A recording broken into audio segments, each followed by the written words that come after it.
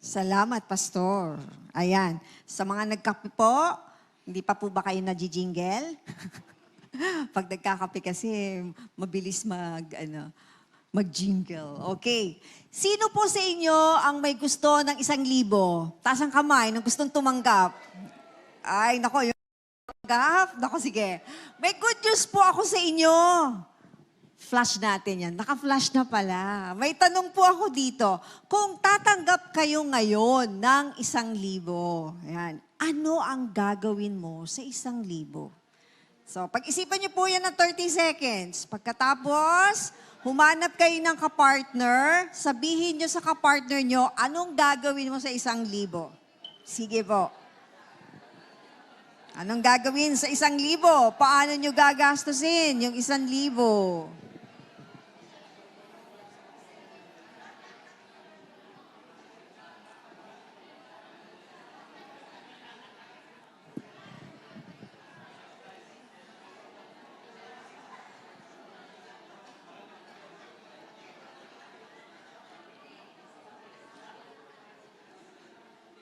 Okay. So, 1,000 lang yan pero ang dami nang napag-usapan.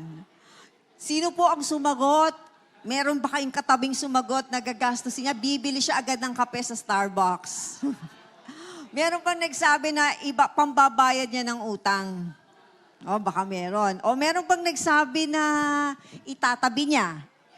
Oh, meron. Natuto sa pinag-aralan. Meron po bang nagsabi na ibibigay niya sa iba?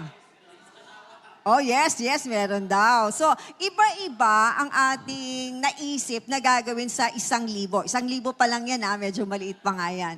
Pero it shows, yung choice ninyo shows your priority. And sabi natin, mahalaga, pag may pera tayo, marunong tayong mag-prioritize. Kaya dapat marunong tayong mag-budget. So ang topic po natin ngayon ay simple budgeting for individuals and families. Okay. Ito po ay simple lamang na guidelines kung paano tayo magbabudget. Lalo na para sa mga individual, sa mga estudyante, sa mga single pa, sa families. Taas nga po dito ang kamay na kasama niya dito ang kanyang pamilya.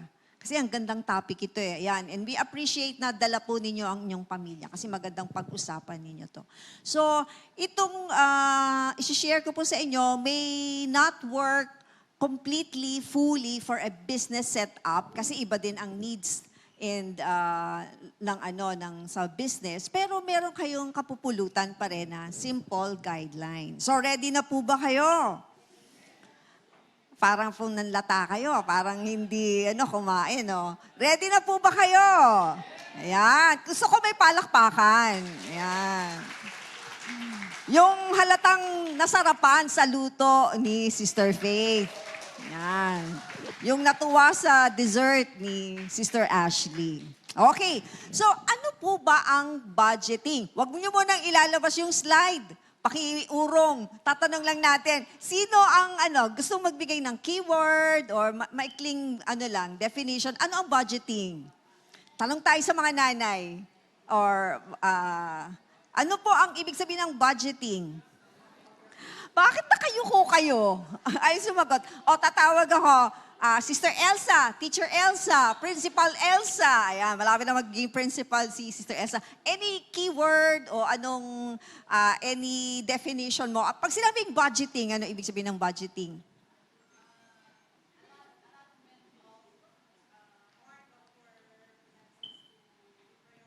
Ayun, allotment of money, resources sa mga priorities natin. O sa mga lalaki naman, tanong tayo sa mga tatay. Ayan. Sino po dito ang mga tatay? Bakit sa ceiling naman kayo nakatingin? Nangunguna si Pastor James. Si Brother Allen, baka naman pwede. Naku, sabi ni Brother Allen, naku, nanawag ako. Pwede ka naman bulungan ni Sister Steph. Ano ang idea mo sa budgeting?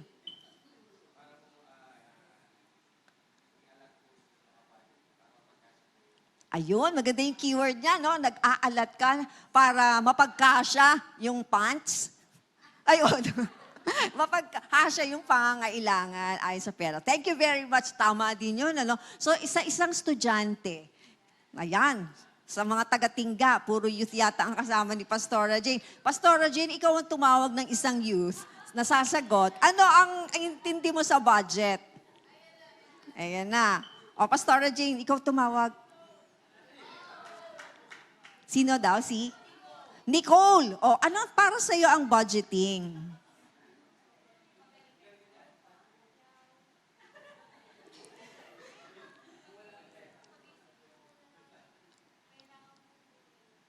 Pag-iisip ng kailangang bilhin. Ayan. Okay, so titignan natin. Ano ngayon ang budgeting? Tingnan natin sa ating slide. Ayan, pwede nang lumabas ang slide. Diyos ko, napakaliit pala ng aking tinype. Titingin na lang po ako dito. Okay, ang pagbabudget po ay ang maayos na pagpaplano kung paano gagastusin ng epektibo ang pera sa loob ng takdang panahon. Ang keywords po dito, naka-underline, pagpaplano. Ang pagbabudget ay pagpaplano. Ibig sabihin, ito ay pinag-iisipan, ito ay inuupuan, binibigyan mo ng panahon para, yun na nga, pag-isipan. At kung ang ginagawa niyong budget ay pang mag-asawa, pang pamilya, ito ay dapat pinag-uusapan. Ayan. Pwede po bang itaas ang paa ng mga mag-asawa dito na nag-uusap tungkol sa budget? Ayan. Taas ang paa. Pag tungkol sa pamilya, maganda po, pinag-uusapan to. Huwag niyo lang ihahabilin kay misis. Tapos magtatanong kayo, saan napunta ang pera? Dapat pinag-uusapan ninyo yan. Okay po. Tapos, ano ang pinag-uusapan? Ano yung pinagkakasunduan? Kung saan gagastusin? Paano gagastusin yung sweldo? No? Pag ibinigay sa'yo, kailangan may usapan kayo kung saan mapupunta yung sweldo. At hindi lang basta paggastos, kundi paggastos ng epektibo. No? Paggastos sa pera ng epektibo. At pansinin po natin lagi, ang budgeting ay lagi may time element. So, halimbawa, sa loob ng isang buwan, pagplanuhan natin, paano natin gagastusin ito. Paano ito mapupunta sa dapat mapuntahan. Okay? O sa loob ng 2 weeks, kung estudyante ka, o ang baon, ano bang frequency ng baon ngayon? Araw-araw o isang linggo? 1 week, ano? Nung time namin, 1 week eh. 50 pesos, 1 week, o ano. Ngayon, baka may estudyante araw-araw. So, yung sa time frame na yon, pag-iisipan mo, saan mapupunta yung pera mo. Ito rin ay pagtansya ng mga kita at gastos, pag-estimate ng income and expenditures, no? Kailangan malinaw sa inyo at sa inyong mag-asawa magkano ang perang papasok sa atin sa buwang to. O kaya naman ay saan ba manggagaling yung ating budget para sa linggong ito. So, ang kita po ay pwedeng sabihin natin, kung estudyante ka, hindi rin kayo exempted dito, anything na natatanggap mo. So, halimbawa, allowance, gift, kung birthday mo, binigyan ka ng gift, graduate ka, ayan, na-honor ka, o kaya ay may nag-bless sa'yo, ituring nyo rin po yun na kita. Huwag niyong sabihin na, ay, hindi ko na isasama sa pagbabudget yun kasi basta bigay sa akin. Hindi rin. Anything na natatanggap natin from the Lord through other people, isama natin sa pagbabudget natin. And sa mga nagtatrabaho naman, employees, yung salary syempre, sa mga nagnenegosyo, yung income. So anything na pumapasok po sa atin, lahat yan galing sa Panginoon. Kaya subject to budgeting yon. Wala tayong ihihiwalay, okay? And then yung expenditures, kailangan aware tayo, ano ba yung expenditures? At pagdating sa expenditures, merong needs, merong wants. Sabihin nga po natin, needs and wants. Ayan. Wag na, baka umaba. Okay. Kasama din sa budgeting yung idea ng matalinong paglalaan ng pondo. Basahin nga po natin sabay-sabay kung mababasa ninyo. Ang pagbabudget ay tumutulong sa mga individual at pamilya na maglaan ng mga pondo sa dapat napopondohan. Tinitiyak nito na ang pera ay magagamit para sa mga mahahalagang pangangailangan at ipon. So, yun po ang ibig sabihin ng budgeting. Napakasimple lamang. Yung mga sumagot po kanina, tama ang inyong kasagutan. Pagpaplano para alamin kung saan mapupunta ang inyong pera. Ano ang mga pagkakagastusan. At dapat magamit ito ng tama at epektibo. Okay. So, tingnan po natin ngayon, bakit kailangan mag-budget? Ayan. Tingnan nga natin, napansin nyo ba ang nangyayari dito sa, yung nasa kanan ko, ano pong nakikita nyo sa picture?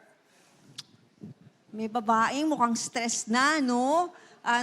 Nakasubsob na yung ulo niya sa kanyang kamay. Kulang na lang, sabunutan niya ang kanyang sarili. Tapos sa harap niya, mukhang madaming bills na babayaran. Ano? Tapos napansin niyo ba, may ang dami niyang gamot? Sakit ng ulo, sakit ng tiyan, dahil nga na stress. And may tanong siya, saan napunta ang pera? No? So, na-stress siya. Yung kabila naman, napansin niyo po ba, kabaligtaran, masayang-masaya siya. Actually, ito po, nakuha ko sa isang app ng digital bank, no, na nagpo-promote ng setting financial goals. So siya, tuwang-tuwa siya kasi na-meet na niya ang kanyang financial goals. Kaya, very simple, makukuha natin mula doon sa illustration, ba't kailangan mag-budget? Una, para yung mga pangangailangan natin matugunan. Para yung needs natin ay masupply. And even yung wants. Naniniwala po ba kayo na ang isang tao may needs tsaka wants? Yes, no? May mga bagay tayo na kailangan. Kailangan mo ng pagkain, kailangan mo ng tulog, kailangan mo ng damit. Pero yung may mga wants din tayo sa buhay na kailangan mo para sumigla. Tingnan niyo yung asawa niyo, kung katabi niyo yung asawa niyo. Hindi ba masaya kayo kapag kasama siya? Di ba masaya rin kayo pag kumakain kayo sa labas? No? So meron din tayong wants na pwede nating pagkagastusan. Pero i-identify lang natin yon. Anong pa pong dahilan? Bakit tayo kailangang mag-budget? Bukod sa matutugunan ng ating needs. Okay? Para mabayaran natin yung ating dapat bayaran, no? May mga, meron tayong kailangang bayarang utility bills, insurance, at iba pa. Para hindi tayo nangungutang. Agree po ba kayo doon? No? Dapat nagbabudget para hindi tayo nangungutang. Again, may pagkakataon na maaring mag-loan, manghiram, kung ito ay gagamitin halimbawa sa business o sa isang bagay na alam mong may return of investment. Hindi yung uutang ka kasi gusto mo lang kumain sa labas. Okay? Kailangan nating mag-budget para maiwasan ang sobrang paggastos. No? Para maiwasan yung gasta ng gasta na wala na sa iyong natitira. Dapat may natitira. Kailangan nating mag-budget para, yun nga yung nasa picture, para hindi tayo stress. No? In short, para masaya ang ating buhay. Ayan. So, tingnan niyo yung katabi niyo. Tanungin niyo, gusto mo bang masaya ang buhay? Ayan. Mag-budget tayo. Okay, mag-budget na tayo. Now, yung po isi-share ko sa susunod na ay simple lang siya na ina-advocate ng ibang financial advisors. Pero ito po ay guidelines lang. Although nakalagay dyan, 70-20 rule, ito ay guidelines, no? Ibig sabihin, hindi ito hard and fast rule na hindi pwedeng hindi mo sundin. Parang ganon. Hindi po ito kautusan na nakasulat sa bato na hindi mabubura o hindi mo pwedeng i-edit, no? Ito po ay guidelines. Pag sinabi natin guidelines, may boundaries lang, no? Pero dahil may boundaries, meron ka rin namang room to move around. So ibig sabihin, pwede tayong maging flexible. Basta ito'y nagbibigay lang sa atin ng idea, somehow, kung paano natin hahati-hatiin ang ating blessings, financial blessings from the Lord. So paano po ba itong 70-20 rule? Ayon sa ilang financial advisors, Kung meron kang pera, after taxes and deductions, di ba kung kayo ay tumatanggap ng salary, di ba yung take-home pay nyo naman ay may bawas na siya ng tax, tsaka ng SSS, PhilHealth, and other deductions, may matitira. So yung matitira, hatiin daw sa 70-20-10. Sa 70%, yung living expenses. Ibig sabihin ng living expenses, ito yung pagkakagastusan mo para mabuhay. Ano-ano yan? Pagkain, pamalengke, pang-grocery. Meron po ba ditong nabubuhay na walang kuryente sa bahay maghapon para lang tayong nasa loob ng kuweba? Wala. Kailangan natin ng kuryente para mabuhay, para sa negosyo, para merong makacharge tayo ng ating laptop, cellphone. So, yung utility bills gaya ng kuryente, ng tubig, kailangan yon. Kung nagre-rent tayo, kasama yan sa living expenses. Transportation, kung namamasahe tayo, wala tayong sasakyan, gastos din yan. Ngayon, kung may sasakyan, ay kailangan ng panggasolina. Kaya si Sister Adele at si Brother Juancho ay libre na sa gasolina. Kasi di kuryente ang kanilang sasakyan. Okay. So yun po yung mga living expenses. Kayong magde-determine kung ano pa yung iba. 20% sa savings. Sabi ng iba pa, parang ang laki, nagko-compute na yata kayo. Para saan to? Para po sa emergency fund, retirement plan, ano man yung mga kailangan yung binayaran nyo na kailangan may down payment, tsaka yung mga investment na nabanggit kanina. So, some financial advisors would advocate 20%, i-allot mo daw 20% of your income sa savings. Ngayon, yung iba, so natitira ay 10% para maging 100%. Para naman daw sa mga debt repayment, babayaran mong utang. Ito may nilagay na donations. Pwedeng yung donations to a cause that you support. Halimbawa, may mga NGOs kayong sinusuportahan and churches. Kasama dito yung pagbibigay ng donation sa church o sa context natin, love offering or mission offering or iba pang offering natin. So, yan po ang suggestion ng ilang mga financial advisors. So, tingnan po natin, halimbawa, i-compute natin. Balik tayo sa 1,000 natin kanina. Kung sa 1,000 daw, para makuha mo yung living expenses mo, times mo sa 70% or 0.70, magiging 700. Tapos, yung 20%, i-times mo sa 1,000, magiging 200. So, yung 200, pang savings na. 700 pang living expenses. And then, yung remaining 10%, 100, pang offering mo sa church. So, ito po ay isang example lamang, simpleng example lang kung paano nyo pwedeng hatiin yung inyong budget. Now, meron naman pong iba na ang kanilang ina-advocate ay 50-30-20 rule. Ano kaya ito? Ayan. 50% daw para sa necessities. Kagaya kanina, living expenses. No? So, hindi ko na ulitin. Alam niyo na yan. Pero may bago dito sa kanyang inintroduce. 30% wants. Ayan. Kanina kasi parang walang no? Wala siyang provision. Oy, nakakakita ko ng mga nakangiti. Walang provision for wants. Pero dito, sabi, dapat maglagay ka rin para sa iyong wants. Ano yon?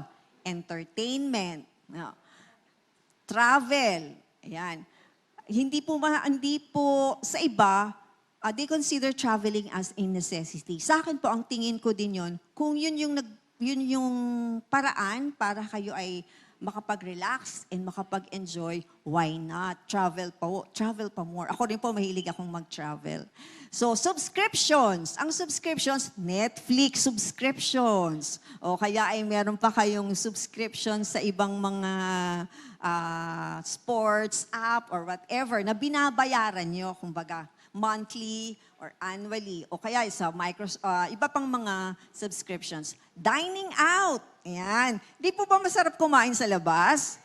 Oh, masarap yan. Ilalabas nyo lang yung lamesa ninyo, kasama yung niluto ninyo. Ayan.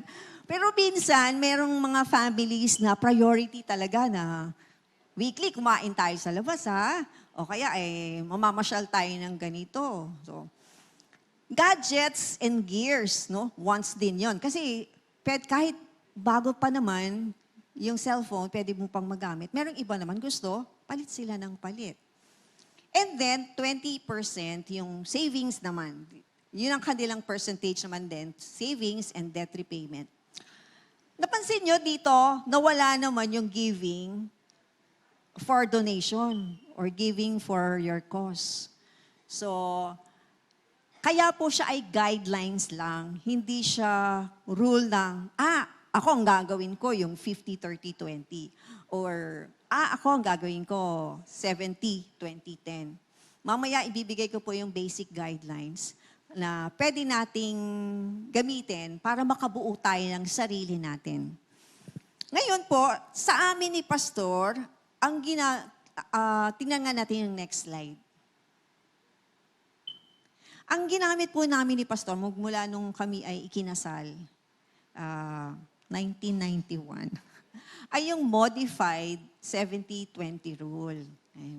Noon po kasi kaming dalagat binata pa, ay nakarinig na po kami ng turo ng naming ka-church, ginagalang na elder sa church, churchmate namin, na siya po ay administrator sa isang malaking corporation. Tapos, later on, siya rin ay naging ninong namin sa kasal. And later on, naging isa siya sa mga pastor sa church. So noon pa lang po, nagtuturo na siya sa amin ng 70-20-10 rule. Sa amin, ang ginawa po namin ni Pastor, dahil kami po ay namulat na nga, simula pa lang, bago kami ikasal, na tayo ay magbalik sa Panginoon. Di ba sabi po sa Proverbs 3:6, honor the Lord with your substance. So kami talaga, meron dapat porsyentong para sa Panginoon. It so happens na nung time na yun, nasa mixture pa po kami. Kaya, tithing. And we followed it talagang wala pong bawas. 10%. So, 10% for the Lord, yung offering para kay Lord. And then, 20% ng savings. Tapos may inintroduce kaming mission offering. So meron kaming savings, lalo na nung wala pa kaming anak, kasi 2 years bago ako nagkaanak. Save lang kami ng save para kung magkakaanak na kami, meron kahit konting panggastos. Pero meron ding mission offering. Ang ginagawa po namin, so anumang tinatanggap namin ay nagsiset aside kami ng amount na ito, gagamitin namin pag may kakilala kaming pastor na nangailangan, o kaya pag meron kaming alam na church na nanghihingi ng support, kahit papaano, kahit konti, may madudukot kami. So, yun nga po pala, kahit na gaano po kaliit ang sweldo natin o tinatanggap natin, hindi po excuse yun para hindi tayo mag-save o hindi magbigay. No? And then, 70% the rest, yung living expenses na namin. Paano kami nabuhay. Kaya I give all the glory to God kasi napakabuti po ng Panginoon talaga na sinusustain niya kami. Napakaliit lang po noon nung natatanggap na love offering namin. Meron from the Mother Church. Tapos meron ding binibigay ang church dito. Tapos may sagot din ng church yung aming food allowance, tsaka house rent. Pero kahit gaano kaliit yun, we tried to stick to the budget. And awa naman ng Diyos ay buhay pa po kami hanggang ngayon. So, purihin ng Panginoon. Now, modified siya. You can also modify it. And through the years, pwedeng mabago. Kasi sa paglipas po ng panahon, in-adjust namin ni Pastor dahil nagkaroon na kami ng anak, meron ng dagdag na pakakainin, ibang gastos. Kaya medyo na-adjust yung percentage. Hindi man namin masunod yung 70%, pero slightly lang halimbawa dahil nakita namin, may dagdag pambili ng gatas, pambili ng diaper. So yeah, adjust mo yung percentages. Pero again, through the years, nung nakatapos na sila, nabawasan na yung gastos mo, tapos nadagdagan din naman yung means of income. May mga nabuksang pintuan si Lord para pareho kaming may kinikita na. And so, meron kaming dinadagdag na. Binawas, dinagdag. Halimbawa, na-retain pa rin namin yung may mission offering kami. Pero bukod pa doon, naglagay na kami ng porsyento para pambigay namin kay mama, kay papa. Meron kaming naaabot na gano'n.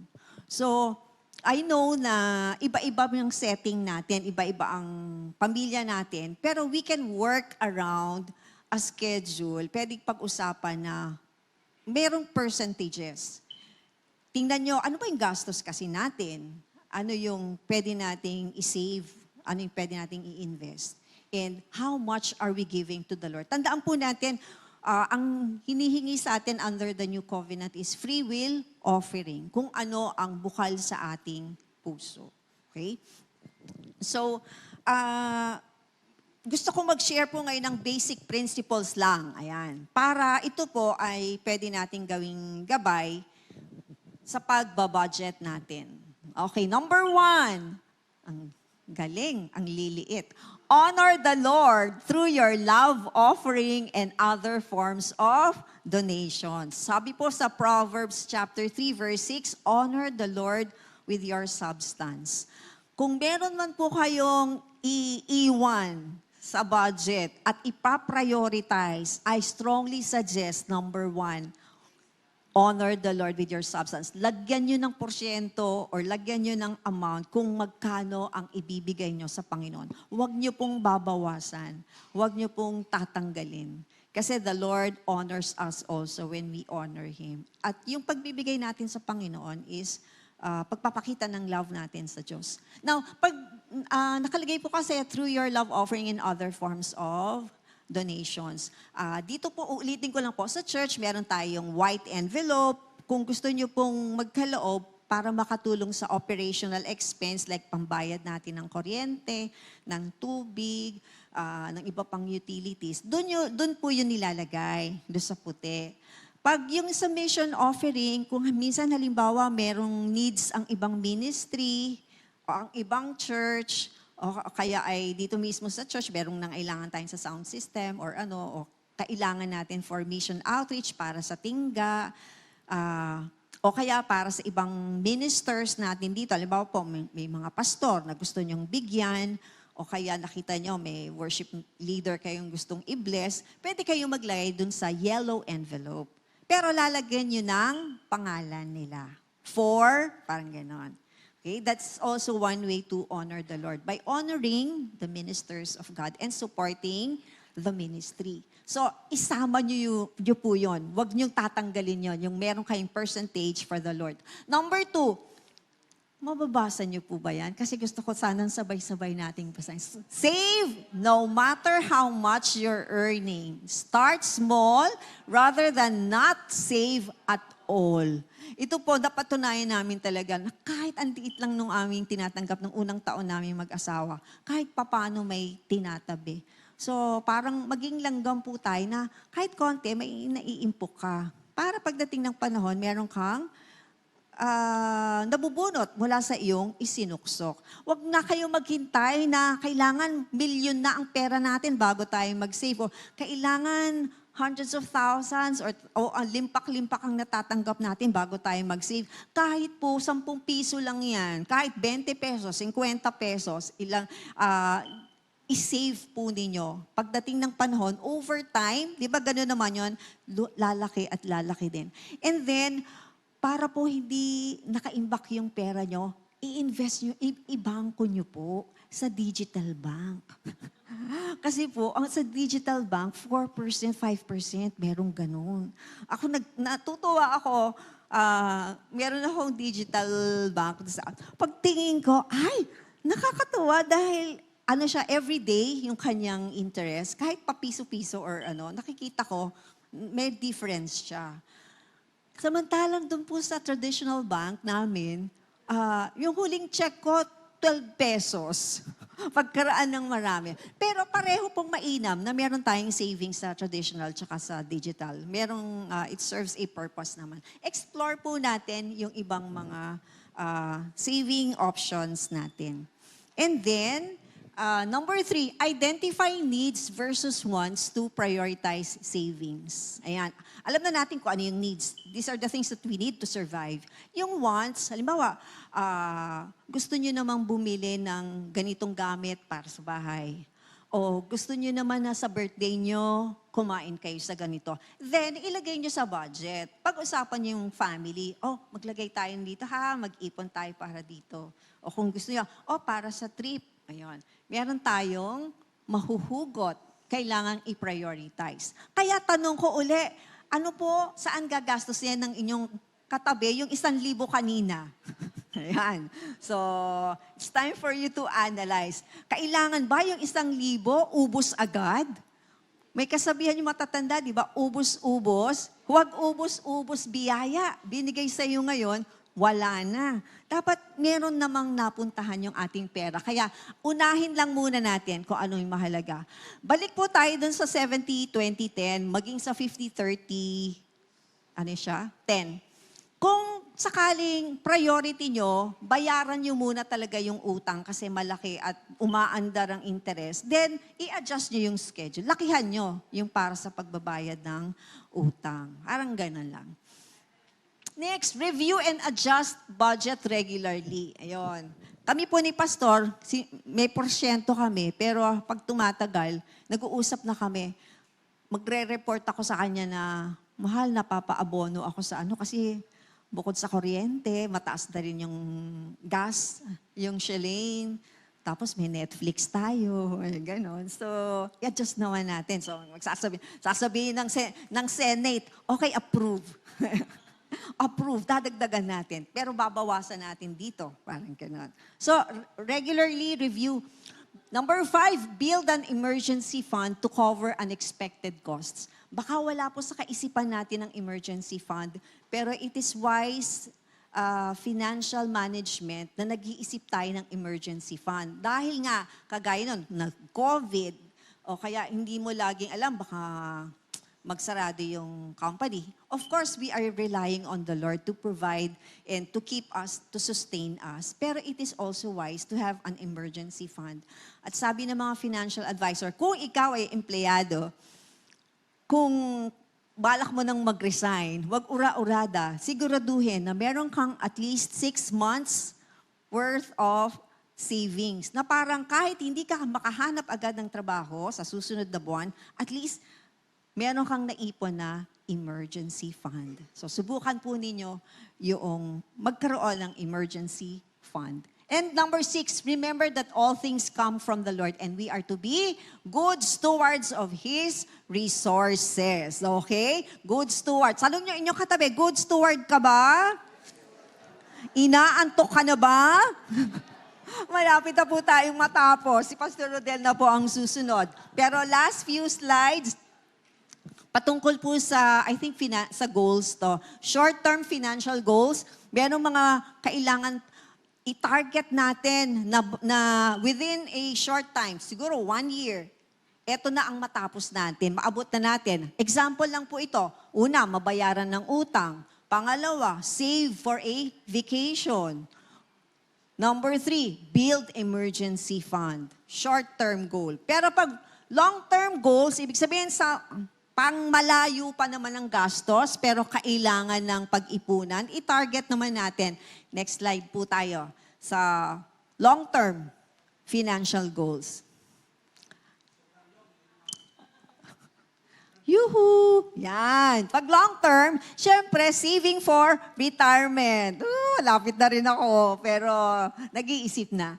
Purchasing a home kung wala pang bahay. And of course, funding the education of your children. Mga bagay ito na dapat pinag-iisipan din po natin. Pero huwag natin kakalimutan, the Lord can always surprise us with blessings na hindi natin na-imagine. The Lord can always provide in other means. Yes, iipon tayo, yes, magpaplano tayo, pero bibigyan natin ng lugar palagi ang himala ng Diyos sa buhay natin. While at the same time, hindi mo rin tatanggalin yung responsibilidad mo na nagbabudget at naghahanda. In conclusion po, mahalaga ang pagbabudget, kaya kailangan meron tayong clear goals, short-term and long-term goals. Kailangan, now na, mag-create tayo ng budget kung wala pa. Ngayon, kung meron na po kayo, i-review nyo lang at i-assess. And then, do not forget to save and invest. And patungkol po sa investing, hindi lamang po material investment, investment for the spiritual gain. Sabi ng Panginoong Yesus, ba't ka mag-iipon doon sa kayamanan sa lupa na masisira? Kinakailangan mag-impok din tayo para sa langit. And if we want to invest, let us invest in the work of the Lord. Patuloy tayong magkaloob. Natawagan ko na po ang magpe-pray para sa offering. Okay. So, maraming pong salamat. Sana may natutunan po tayo tungkol sa ating lesson on budgeting. Okay. Tatawagan ko na po si Pastor Rodel. Oh, sorry. Meron po palang mag-i-special number muna.